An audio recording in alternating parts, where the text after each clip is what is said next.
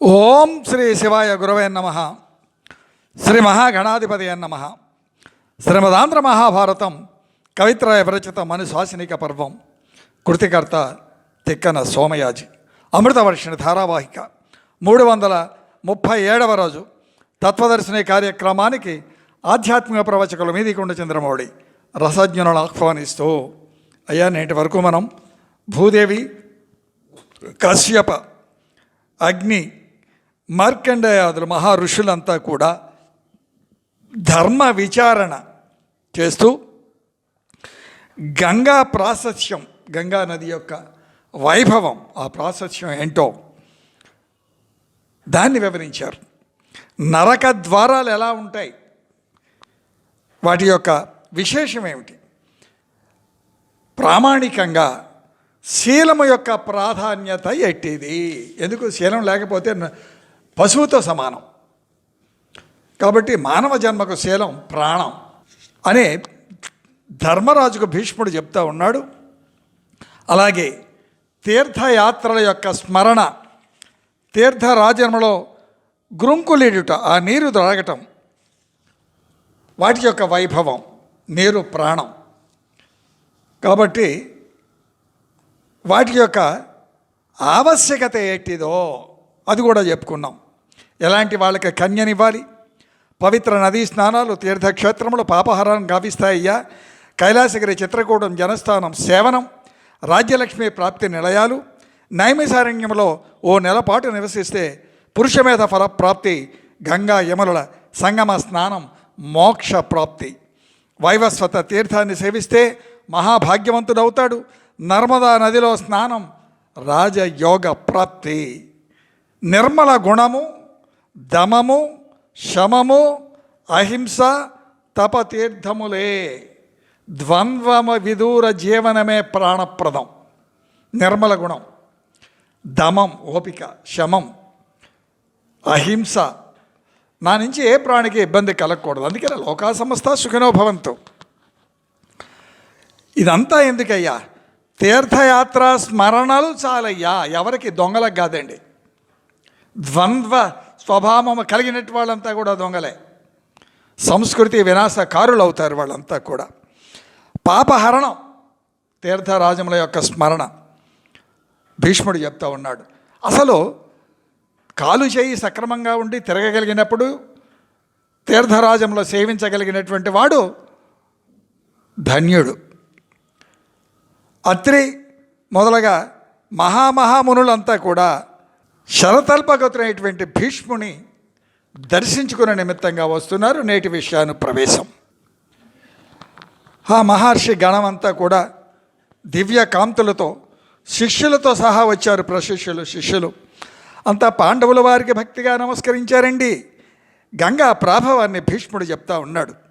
అయ్యా, గంగా దాని యొక్క పరివాహక ప్రవాహక ప్రాంతాలన్నీ కూడా అపారమైనటువంటి పరమ పవిత్ర తీర్థరాజములే. గంగాజలం సూకంగానే జీవికి స్వర్గప్రాప్తి, అంటే పాపాలన్నీ కూడా పరిహారం అవుతాయి. ఆ యోగం ఉంటేనే గంగను దర్శించడం, గంగను స్మరించడం, గంగా పానం, గంగా స్నానం. అలాగే సోమం లేని యజ్ఞం, చంద్రుడు లేని రేయి, సూర్యుడు లేని ఆకాశం, స్వధర్మం లేని ఆశ్రమం, పూలు లేని చెట్లు శోభహీనములు. అసలు శోభ అంటే ఏంటి, అసలు సౌందర్యం అంటే ఏంటి, సుందరం అంటే ఏంటి, సుందరకాండలో చాలా వివరంగా చెప్పుకున్నాం. రామాయణం ఆచరణ, గీత బోధ, ధర్మశాస్త్రం అంతా ఒకటే, మర్మాలన్నీ ఒకటే.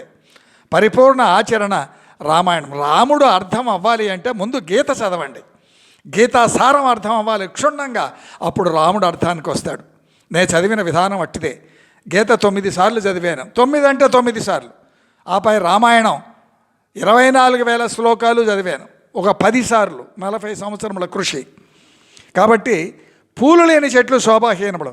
పువ్వులు అంటే దేనికి పనికొస్తాయి? ఈ పూలు గుబాళింపు, సువాసన, ఆత్మ సౌందర్యమే పుష్పం కదా. గంగలేని దేశం దైన్యాన్ని పొందినట్లే. గంగ నీరు గురులినంత మాత్రముల సకల పాపహరం. నిరుపమానం గంగ, ఉపమానములు లేనటువంటిది గంగ. అందుకనే విష్ణు పాదోద్భవి గంగ, శివ జటాచూటమును అలంకరించినటువంటిది గంగ, త్రిపథగామిని గంగ, నరులకు గంగ అమృతం. తలపై గంగ ఇసుక, తలపై గంగా నదిలోని ఇసుక, నొసట గంగను అద్దితే పాపాలు పారిపోతాయి. గంగ తరంగములే పాప నాశన కారకములో. ఆ గాలి గాలి గంగా స్నానం 14 తరాల పితృదేవతలను ఉద్ధరిస్తుంది. పితృదేవతలను, అందుకనే గయలో పిండ ప్రదానం చేస్తూ ఉంటారు. గంగలో కాశీ తీర్థం అంత గొప్ప విశేషం. గంగయ్యను కీర్తనములతో నుండు నీటందగమునిగిన యజ్జనులు దురితములందొరగుదురు అని ఆర్యులు చెప్పే విందునంచిత చరిత. గంగా స్మరణ. గంగే యమునా చేవ శబరి గోదావరి నర్మదా కావేరి, ఈ విధంగా ఆ నదులను స్మరిస్తూ స్నానం చేయమన్నారు. గంగా స్మరణ ముక్తిప్రదం. వెళ్ళలేని వాళ్ళు ఉంటారు, వయసు వెళ్ళిన వాళ్ళు ఉన్నారు, ప్రారంధ కర్మలు వెళ్ళలేకపోయారు. ఇంట్లో స్నానం చేస్తాం, తూర్పు దిక్కుగా తిరిగి ఆ గంగను స్మరించి, నేను గంగ మంత్రం రానివాడు ఉంటాడు, అక్షరముక్క చదవనివాడు ఉంటాడు, అమ్మా నేను గంగా స్నానం చేస్తున్నాననే భావనతో నీకు దండం పెట్టుకుంటున్నానమ్మా, నేను ఆహ్వానిస్తున్నాను రా తల్లి ఇంద్రుడిలోకి అని ఆ నీళ్లను చేతులతో స్పృశించి కళ్ళకు అద్దుకొని ఆపై తలస్నానం. ఖచ్చితంగా గంగా ప్రాభవం, ఆ వైభవం అమ్మ అనుగ్రహిస్తుంది అన్నట్లో నిర్ద్వంద్వము, అనుమానమే అక్కర్లేదు. గంగా స్మరణ ముక్తిప్రదం. త్రిపద ఆ గంగను ఆశ్రయిస్తే త్రిపథ, ఆకాశము, భూమి, పాతాళము. భగీరథుని యొక్క ప్రయత్నం తేట వచ్చింది, రామాయణంలో చెప్పాం చాలా వివరంగా. ఇక్కడ మరొక అంతరార్థం ఏంటంటే మనోవాక్కాయ కర్మలు. ప్రాణమే గంగ అయినప్పుడు మన మనోవాక్కాయ కర్మలు గంగా నైర్మల్యములు గాక మరేమవుతాయి ఆలోచించాలి. సీతారాం అనుభవించాలి కదా.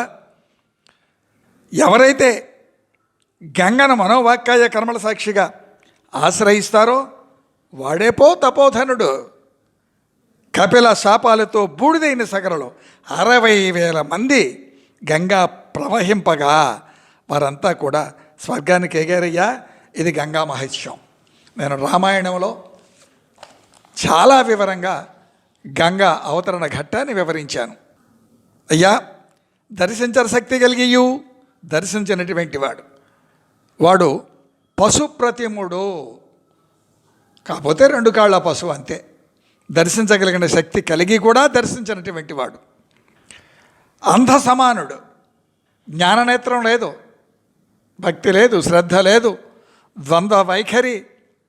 మరో జన్మ ఏమొస్తుందో వాడికే తెలవదు, దాన్ని నమ్మడం, ఆచరించడం, ముఖ్యంగా సనాతన ధర్మాన్ని తూట్లు పొడవటమే చాలా గొప్ప పండితులం మేము అనేటువంటి భావన, గొప్ప గొప్ప మేధావులమైనటువంటి తపన, స్వయం ప్రకటిత మేధావిగా రాణింపు, ఇవన్నీ కూడా పాపహరములే.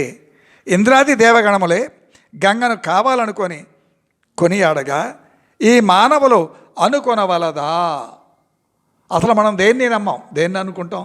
హైందవులకే ఈ మాయ రోగాలన్నీ కూడా. గంగా స్మరణ మాత్రమున రాచ, చోర, భూత, పాప భయాలన్నీ కూడా దరి చేరలేవు. పరమశివుడే గంగను శిరమణ ధరించగా ఇక వివరణ లేలా. ఆలోచించాలి సీతారాం. ఎక్కడొస్తుంది బాధ అంటే మాలాంటి వాళ్లకు అసలు వినము, మనం చదవం. ఎవరు చెప్పాలండి? ఒక్క 15 నిమిషాలు వినం. నా గురించి చెప్పట్లేదు, ఇది సోదిలాగా నేను చెప్పదలుచుకోలేదు. ఇక నాకు కూడా విసుగ్గానే ఉంది. కారణం వినాలి కదా, లేదా చదవాలి. చదవటానికి వినటానికి ఓపిక లేదు. నిన్ను నువ్వు ఉద్ధరించుకోకపోతే ఎవరు వచ్చి ఉద్ధరిస్తారు? ఓ మనిషి ఆలోచించు. గంగ అమలతర మూర్తి విశ్లేషణ. స్వచ్ఛమైన రూపం కలిగినటువంటిది గంగ. జలమునకు ఆకారం, రంగు లేవు కదా. ఆకాశంలా ప్రతిఫలించి నీలమవుతుంది. పరతత్వం నీలం. నీలం అంటే కళ్ళకు కనపడినటువంటి అగాధం, అదంతా కూడా నీలమే. అందుకని నీలమేఘశ్యాముడు. పరతత్వం అంతా కూడా అలాగనే ఉంటుంది కాబట్టి నీలమవుతుంది తప్ప అన్యం కాదు. మిక్కిలి నిర్మలంగా గంగాజలం. గంగాదేవి హిమాలయాలలో జన్మించింది. ఔషధి నిలయమైనది. ఎందుకు హిమాలయాలన్నీ కూడా ఔషధి మూలములు. ఈ దేశ సంస్కృతి గాంగేయ సంస్కృతి. గంగకు కుమారస్వామి, భీష్ములు ఇరువురు సంతానంగా భావిస్తాం. వారిరువురు గాంగేయులే. గంగ ఒడ్డునే కాశీక్షేత్రం. బ్రహ్మ నుండి బయలుదేరి ఆకాశం చేరి అట నుండి సూర్యమండలం, అట నుండి మేరు పర్వతం పైకి. అందుకనే మేరులకు అభిజాత్యం మెండు కూడదండి. అది ఆ మేరు పర్వతానికే ఆ అమ్మ గంగకు శివుడికు ఆ దేవతాగణానికి ఉంటే ఉండవచ్చు కాక మానవ జన్మకు అభిజాత్యం కూడదంటే కూడదు కదా. అట నుండి మేరు పర్వతం పైకి దుమికి ఎంతటి పరమ పావనమైందండి ఆ మేరు పర్వతం. 4 పాయలుగా చీలి 4 దిక్కులకు ప్రవహిస్తుంది గంగ. ఏమిటి మేరు పర్వతం యొక్క వైశిష్ట్యం అంటే, భూచక్రానికి ఇరుసు మేరు పర్వతం. ఆకాశం నుండి చంద్ర సూర్య మేరు పర్వతం రూపుడైనటువంటి విష్ణువు పరతత్వం. అటు నుండి శివుని శిరస్సు, అటు నుండి హిమాలయములు, గంగా ప్రవాహములు. మేరులంతా అదృష్టవంతులు, మేరునగ ధీరులు అంటారు కదా. అలక్నంద 4 పాయలు. ఏమిటిది? ఒకటిది అలక్నంద. ఇది హిమాలయాల మీదుగా భారతదేశంలో ప్రవహించినటువంటి పాయ. దక్షిణ దిక్కు దక్షిణ గంగ. అలాగే సీత, గంగకు సీత అనే నామం ఉంది. గంధమాదన పర్వతం మీదుగా భద్రేశ్వర దేశాలకు పారినటువంటి పాయ తూర్పు దిశగా. దీనిని సీత అంటారు ఈ గంగను. సుచక్షువు, మాల్యవంతం మీదుగా కేతుమాల దేశాలకు ప్రవహించినటువంటి పాయ పడమర దిక్కు. సుచక్షువు, సమస్తం దర్శిస్తుంది. మన మనోవాక్కాయ కర్మలు ఎలా ఉన్నాయో, మన భాష ఏమిటో, మన జీవన శైలి ఏమిటో మనం అక్కడికి వెళ్ళక్కర్లే. ఆకాశము నుండి శంభుని శిరంబు, అందుండి సుశ్లోకంపైన సీతాద్రి కదా. విష్ణుభద్ర ఉత్తర కురు భూములలో పారే పాయ, ఉత్తర దిశకు పారుతూ ఉంటుంది విష్ణుభద్ర. ఈ మేరు పర్వతం భూమికి ఇరుసు, ఇప్పుడే చెప్పుకున్నాం. కాబట్టి విష్ణు పదము వలన, విధుని వలన, సూర్య వలన, మేరు రూప కలితుండైన విష్ణు వలన, త్రిపుర విజయమయి మౌళి వలన నుండి హిమవన్నగమున నొలసి గంగా. ఎక్కడి నుంచి ఎక్కడికి ఎలా పారిందో చెప్తా ఉన్నాడు. విష్ణుపదమండి ఆకాశం నుండి ఆ చంద్రుని మీదకి, అటు నుండి సూర్యునికి, అటు నుండి మేరు పర్వత స్వరూపుడైన విష్ణువు వద్దకు, అటు నుండి హిమాలయాల మీదుగా గంగ ప్రవహించింది అనే శాస్త్రం నిర్వచిస్తూ ఉంది. ఆశ్రితులకు సుస్థానమై ముక్తినిస్తుంది గంగ. ఆ తల్లి గుణగణములు, ఆ తల్లి యొక్క మహత్యం బ్రహ్మ రుద్రులచే నుతించబడినటువంటిది గంగ. ఇంకా మానవ మాత్రంలో నుతి ఏపాటి. గంగ దయతో సిద్ధపురుషుడు కావచ్చు, త్రిలోక విహారము చేయవచ్చు. గంగతోనే శుభములు. ఇది గంగా వైశిష్యం. ఇది హైందవ సాంప్రదాయం యొక్క నిర్మల తత్వం. సుభాషితం. విశ్లేషణ. సృష్టి కారణం ఏంటండి? జలం. జలమే. అందుకనే నారములు. ఇదొక ప్రవాహం, ఇదొక స్రవంతి, కాలగతి అంటాం. ఆ సృష్టి కార్య కారణమే జలం, అదే గంగ. ప్రపంచమనగా 5 అంచెలుగా సృష్టి. అవి పంచసింధు నదులు గంగా రూపంగా, రత్న పాదుకలు, మకర వాహనం, ధవళకాంతుల వెన్నెల శరీరంగా భావిస్తూ గంగను ఆరాధించాలి అంటుంది పురాణాలన్నీ కూడా. విప్రసేవ కల్ప వృక్షం వంటిది శాస్త్రం చెప్పే మాట. విప్రుని యొక్క సేవ, విప్ర సేవ. ఎక్కడ ఆ విప్ర సంస్కృతి, బ్రాహ్మణ సంస్కృతి రక్షింపబడుతుందో ఆ సమాజం పరిడవిల్లుతుంది, మనగలుగుతుంది. లేదా ఆ సంస్కృతి, ఆ సాంప్రదాయం విచ్ఛిన్నం అవుతుంది. ఈ అంశమనే ప్రామాణికంగా ఎరిగి విదేశీయులు మన ధర్మాన్ని నాశనం చేసే కుట్ర అదే నేటికి కొనసాగుతూ ఉంది. కాబట్టి సద్భార్య వలననే పురుషార్థ సిద్ధి. భార్య బాధ్యతలు విలువలు ఎరిగి ఆచరించినట్లయితే ఆ సంసారమే సంసారం అవుతుంది.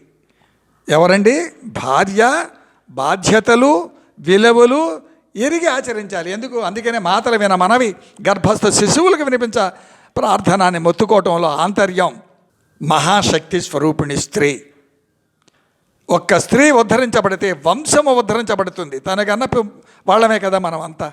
మన అమ్మ స్త్రీయే కదా, శక్తి స్వరూపిణి కదా. ఈ సంస్కారం ఆవిడ అందించినటువంటి భిక్షే కదా. ఆలోచించాలి సీతారాం. మిగతా విషయం రేపు ముచ్చరించుకుందాం. స్వస్తి ప్రజాభ్య పరిపాలయంతాం న్యాయేన మార్గేణ మహిన్మహీష గోబ్రాహ్మణేభ్యో శుభమస్తు నిత్యం. లోకా సమస్త సుఖినో భవంతు. ఏతే సర్వం శ్రీ సీతారామచంద్రచరణారవిందార్పణమస్తు. ఓం శాంతి శాంతి శాంతి. అయ్యా శివార్పణగా సమర్పించబడుతున్న ఈ కార్యక్రమాన్ని విన మనవి, రామా ఛానల్ను సబ్స్క్రైబ్ చేయ మనవి. బ్లూటిక్లు ఇస్తున్నారు, అన్నీ కొంటె పనులే, వినటం మాత్రం తక్కువ. అలా చేయటం ధర్మమా స్వామి? ధర్మో రక్షతి రక్షిత. గడప లోపల గుణం గడప దాడితే హిందువులం. సీతారాం.